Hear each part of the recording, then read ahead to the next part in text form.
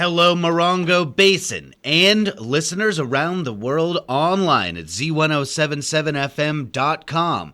Here is the Z107.7 Local News for Wednesday, October 1st, 2025. With much of the federal government now shut down after the Senate failed to unify and agree on funding, the far-reaching impact will likely hit the Morongo Basin hard. Reporter Heather Clisby has more. Last night at midnight, the American government stopped working. Specifically, the Republicans and Democrats in the Senate could not agree on one another's funding bills to keep it open. Though the drama taking place is over 2,500 miles away, this shutdown will certainly affect those living and working in the Morongo Basin. Nestled between two large federal entities, Joshua Tree National Park and the Marine Corps Air Ground Combat Center, 29 Palms is particularly vulnerable. Joshua Tree National Park experienced staff cuts earlier this year and is down to approximately 100 full-time employees at the park. Tuesday morning, park staff had already received a notice of temporary furlough should the shutdown occur. Then there is the issue of how this might affect the MCA-GCC, our local Marine base, notably the world's largest. Base population stands at roughly 12,500 active duty personnel, 24,000 family members, and about 21,000 Department of Defense employees and contractors. This brings the on-base total population to around 57,500 people. How much the shutdown will affect daily running of the base, its on-site services, and its population is yet to be determined. Reporting for Z107.7, I'm Heather Clisby. Joshua Tree National Park employees received notices late last night from the Department of the Interior, stating that the national park will commence with orderly shutdown activities starting this morning. Online news editor Robert Hayden takes it from here. According to the text of the email obtained from a national park employee who wishes to remain anonymous, employees are granted up to 4 hours of orderly shutdown activities today. That can include the time required to receive their furlough notice, set up out-of-office messages, and leave contact information for their supervisors. The notices were sent out via email and automated phone calls. Lapse in appropriations. Report to work tomorrow as normally scheduled to meet with supervisor for paperwork. If you are not scheduled to work tomorrow, come in on your next scheduled workday to complete furlough paperwork/further instructions. The email notice also says that employees must take computers or phones home with them, and they're permitted to check their emails periodically to remain apprised of any shutdown updates. Workers will receive an individualized notice of their status, which will either be a furlough or an exemption. An exemption can occur if the agency has what they call, quote, non-lapsing funds for the position. These are typically positions such as law enforcement. Yesterday morning, National Park employees received an email from the Department of the Interior warning them of the impending shutdown. In that email, it said that President Trump opposes a shutdown and that, quote, Democrats are blocking this continuing resolution in the U.S. Senate due to unrelated policy demands. When asked how they felt about receiving the furlough warning, our source said that it was discouraging and that, quote, the tone of it is very political, and as an employee, I would rather see clear, neutral guidance on what a shutdown means for our work and for the public we serve. We'll continue to report on this story as more information becomes available as the government starts up its shutdown procedures this morning. Reporting for Z107.7 News, I'm Robert Hayden. Yucca Valley's annual townwide crack, slurry, and Cape Seal project continues with road closures this week. The annual maintenance effort is a part of the town's overall pavement maintenance program with the long-term goal to keep the roads from deteriorating. Road closures are scheduled today for Hilton Avenue from Onaga Trail to Pueblo Trail. During construction operations, detours will be provided for alternate routes. Over 70 volunteers participated in last Saturday's fire mitigation cleanup in Big Morongo Canyon Preserve. They reported a successful National Public Lands Day cleanup on Saturday, with those volunteers helping downed timber alongside the boardwalk. Reporter Gabriel Hart chatted with the preserve's executive director, Kevin Wong, for a closer look at the weekend's efforts, what they're removing, and why.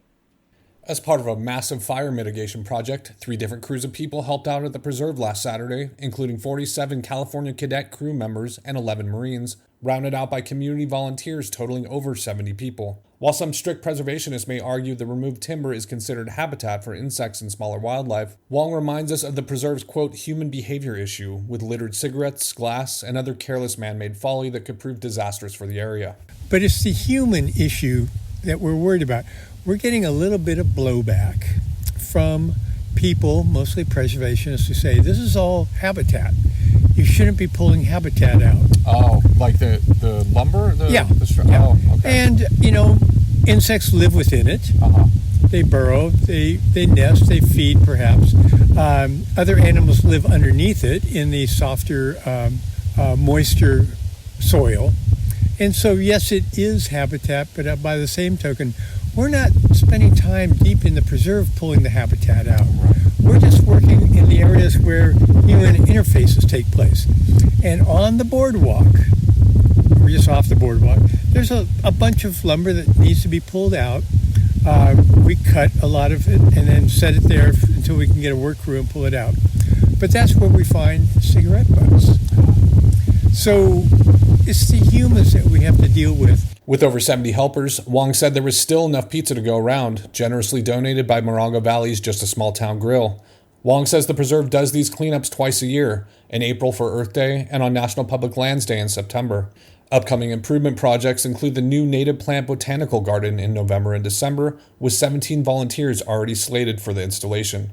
Reporting for Z107.7, I'm Gabriel Hart. The Gem and Mineral Show returns to Joshua Tree today. Opening at 9 a.m., the beloved twice-a-year show runs through Sunday. Expect rocks, fossils, gemstones, slabs, equipment, crystals, jewelry, and more. In addition to the shiny and colorful treasures on display, this free outdoor event will offer plenty of free parking and food vendors on site. The Gem and Mineral Show is open every day through Sunday, 9 a.m. to 5 p.m. at the Joshua Tree Lake RV and Campground, located at 2601 Sunfair Avenue in Joshua Tree.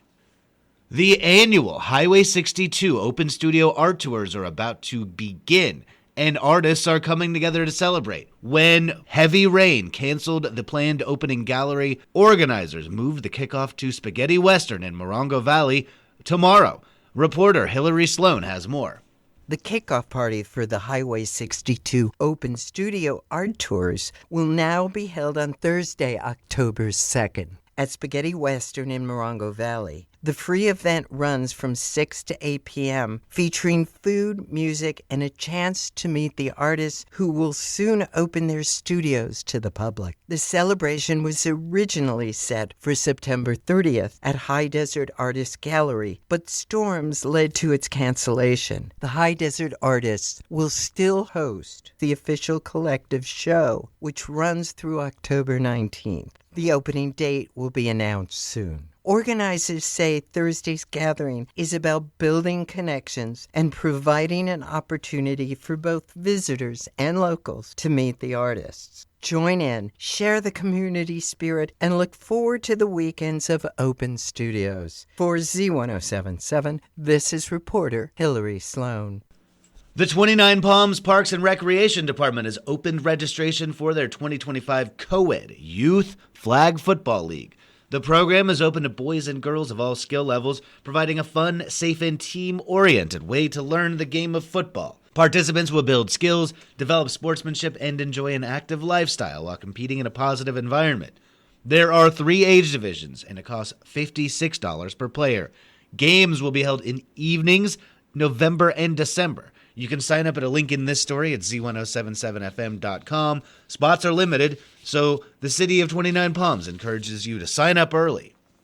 And finally, the 29 Palms Lady Cats faced off against the Yucca Valley High School Trojans in girls volleyball. In junior varsity, the Lady Cats won in 3 sets. In varsity action, the Trojans won in 5 sets. That's our local news. Hear local news 7 times a day, 7 days a week at 7, 8, 9, noon, 4, 5, and 6. If you hear about news happening, let us know.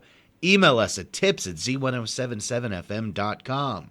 Reporting for the Morongo Basin News Leader, the award-winning Z107.7 Local News, I'm News Director Jeff Harmatz.